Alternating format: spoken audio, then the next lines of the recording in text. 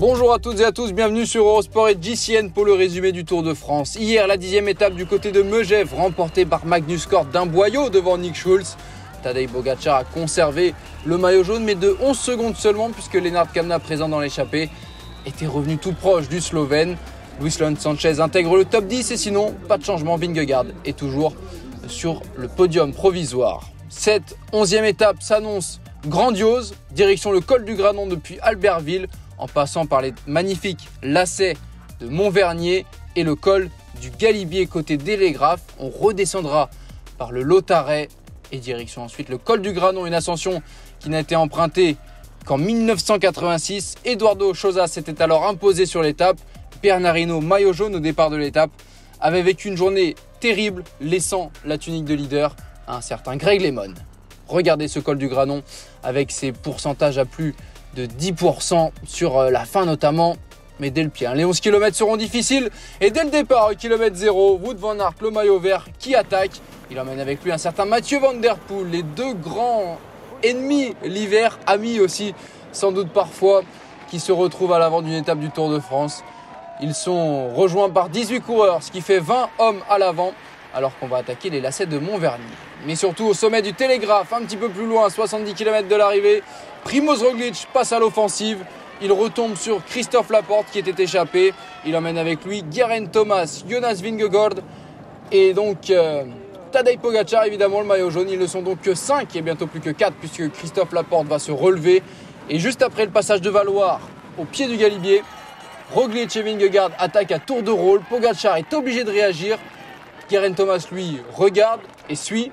Marc Soler, l'équipier de Pogačar, revient de l'arrière du groupe principal, le peloton. Le peloton qui va d'ailleurs opérer la jonction grâce à la formation Movistar, DSM et Groupama FDJ. Warren Barguil, l'ancien champion de France, va tenter de s'isoler dans le Galibier, lui qui était présent dans l'échappée.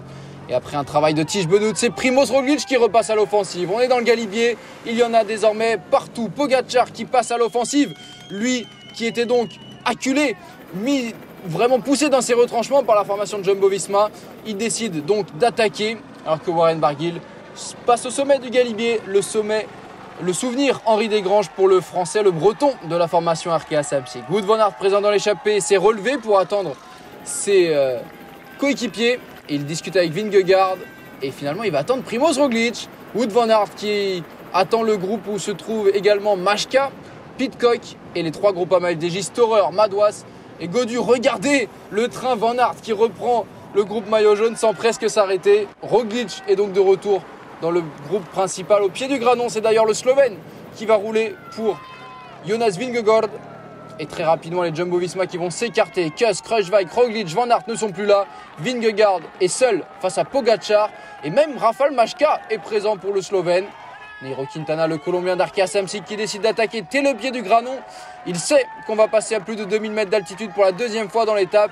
Et ça pourrait jouer en faveur du Colombien. Romain Bardet décide également d'attaquer le Français qui sort du Giro. On l'avait laissé malade sur le Giro. Romain Bardet, 7ème du classement général, qui virevolte alors que Jonas Vingegaard passe à l'offensive. Attaque du Danois Jonas Vingegaard. Tadej Pogačar ne réagit pas. Il peine même à suivre. Rafał Majka, son équipier, Geraint Thomas est toujours présent. Et à l'avant, un duo Arkea Samsic, Quintana et Barguil. Barguil qui aura rêvé de remporter cette étape au Granon, mais il est repris par son équipier. Et derrière, ça bouge de partout. Pogačar est à son tour distancé par Geraint Thomas. Le maillot jaune est en perdition totale. Vingegaard est désormais en tête de la course. Il a repris et dépassé Barguil, puis Quintana, à la formation Arkea Samsic qui aura cru sans doute à la victoire d'étape. Et regardez cet homme, Tadej Pogačar, maillot grand ouvert, ce que l'on voit très rarement avec le Slovène du AE, doublé par Yates, doublé par Gaudu.